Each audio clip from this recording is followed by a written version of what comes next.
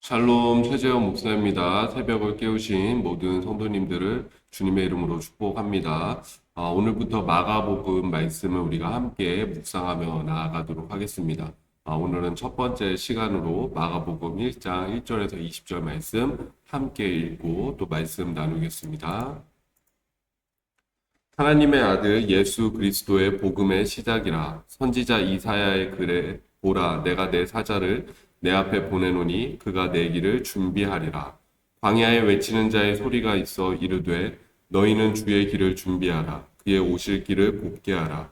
기록된 것과 같이 세례 요한이 광야에 이르러 죄사함을 받게 하는 회개의 세례를 전파하니 온 유대 지방과 예루살렘 사람이 다 나아가 자기 죄를 자복하고 요단강에서 그에게 세례를 받더라. 요한은 낙타 털옷을 입고 허리에 가죽띠를 띠고 메뚜기와 석청을 먹더라.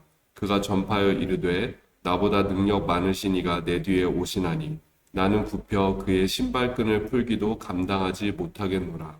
나는 너희에게 물로 세례를 베풀었거니와 그는 너희에게 성령으로 세례를 베푸시리라.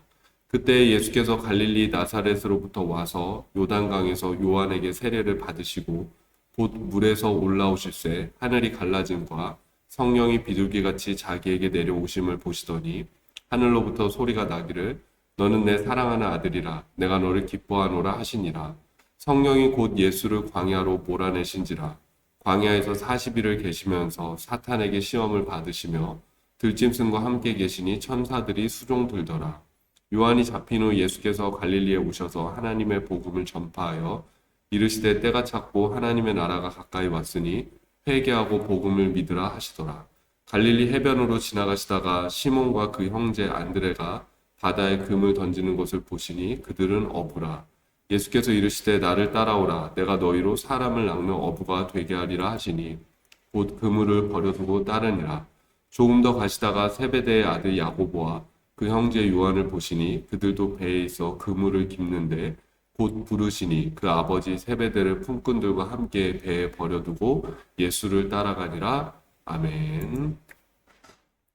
마가복음 1장 1절에서 20절 말씀이었습니다.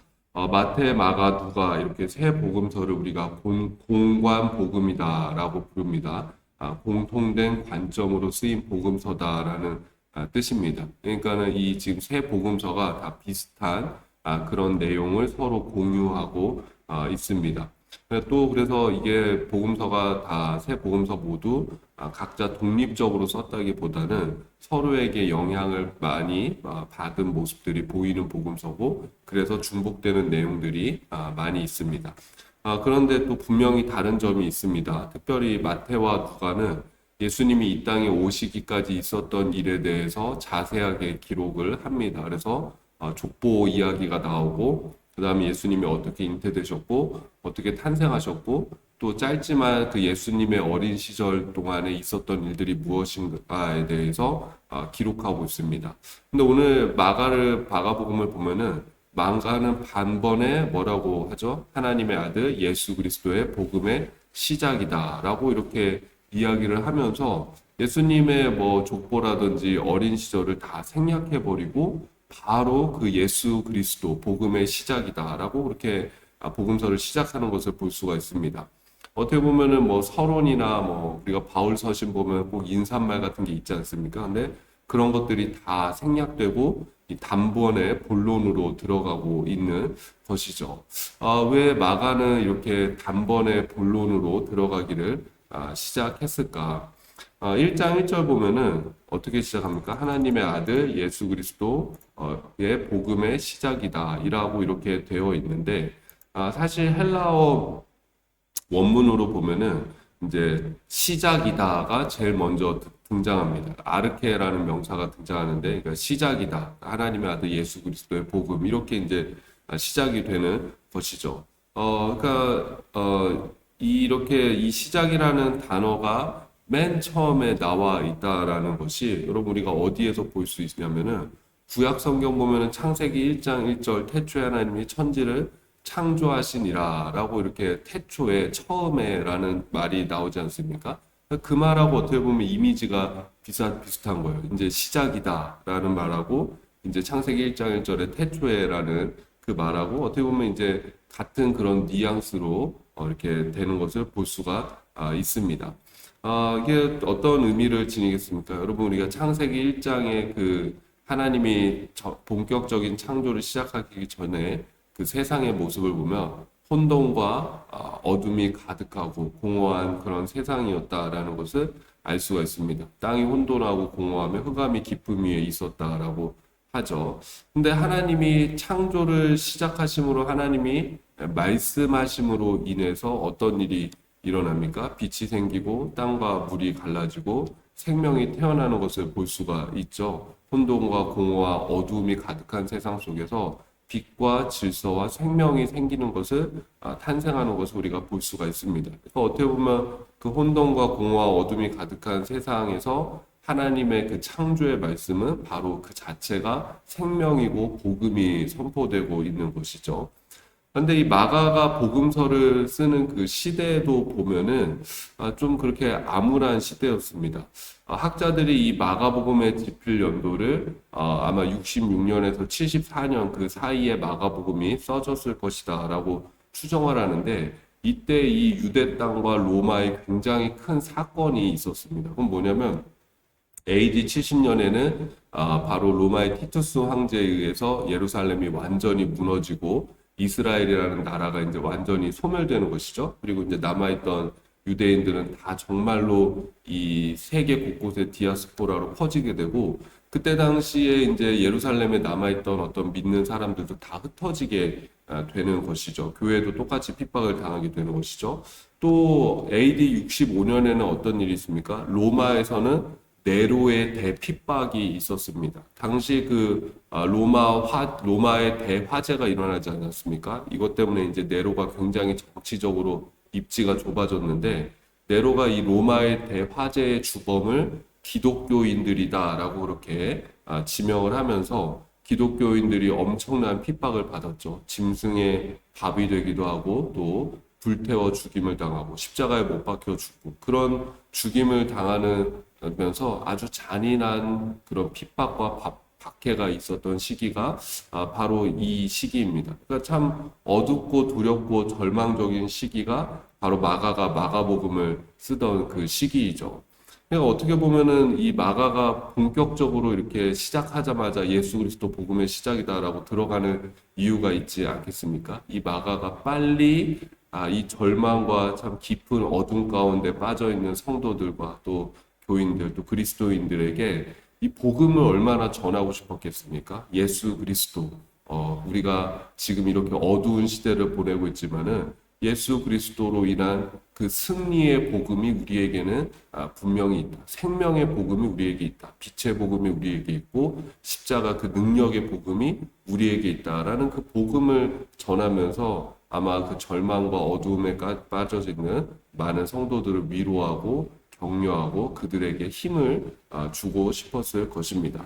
어떻게 보면 태초에 하나님의 말씀이 그 어둠과 혼돈 속에서 시작되었던 것처럼 이 어둠과 혼돈이 가득한 시대 가운데 예수 그리스도의 복음이 시작되고 있다고 말씀하고 있는 것입니다.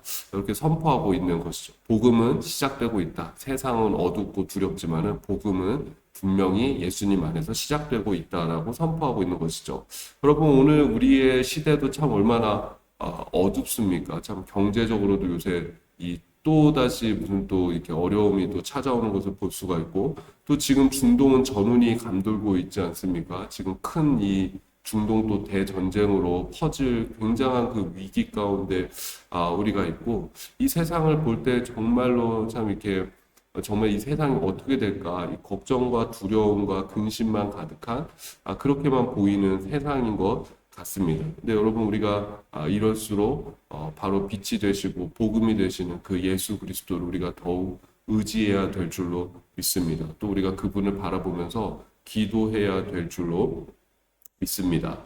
하나님께서 이 세상을 창조하실 때 질서를 따라서 순서 있고 조화롭게 창조하시지 않았습니까? 근데 그런 것처럼 이 예수님께서도 이 사역을 시작하시면서 그 사역을 위한 준비들이 이렇게 빠르게 진행되는 그 모습을 볼 수가 있습니다. 그래서 이제 오늘 말씀 읽은 부분을 좀 이렇게 분류를 하면은 2절에서부터 8절은 이제 요한이 예수님의 오심을 선포하고 있고, 또 9절에서부터 11절은 예수님이 요한에게 나아가서 세례를 받고 있고, 또 12절에서부터 13절은 광야에서 시험을 받으시고 제자들을 선택합니다. 또 14절에서 15절은 요한이 잡히고 예수님이 비로소 복음을 선포한다라고 되어 있고, 16절에서부터 20절은 예수님이 제자들을 부르시는 내용이 이렇게 빠르게 전개되는 것을 볼 수가 있습니다. 여기서도 마가복음의 특징을 볼 수 있는 것이, 마태나 누가에서는 이렇게 차분히 하나씩 4장, 5장에 걸쳐서 이루어지는 일들을, 마가는 단번에 그 일들을 이렇게 기록하고 바로 그 예수님이 누구신가, 예수님으로 인해서 선포되어지는 복음은 무엇인가, 또 이 예수 그리스도 복음의 시작이다라는 이 말에는 두 가지 의미가 있어요. 뭐냐면은 예수님이 복음을 선포하신다라는 것이고, 예수 그리스도 그분이 곧 복음이시다, 이 두 가지 의미가 다 포함이 됩니다. 그러니까는 빨리 그 복음이신 예수 그리스도, 또 주님을 통해서 선포되어지는 그 놀라운 복음을 빨리 이렇게 증거하고 싶은 그 마가의 그 다급함이 여러분 보이지 않습니까? 그만큼 그 절망 가운데 있는 성도들에게 그 주님을 증거하고 싶은 것이죠.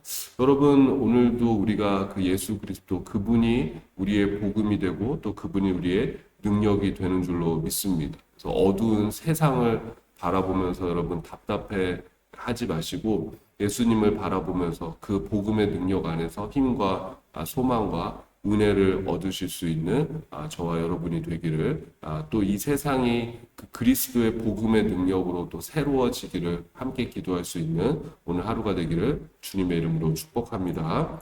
주님의 기도로 예배를 마치고 개인 기도하도록 하겠습니다.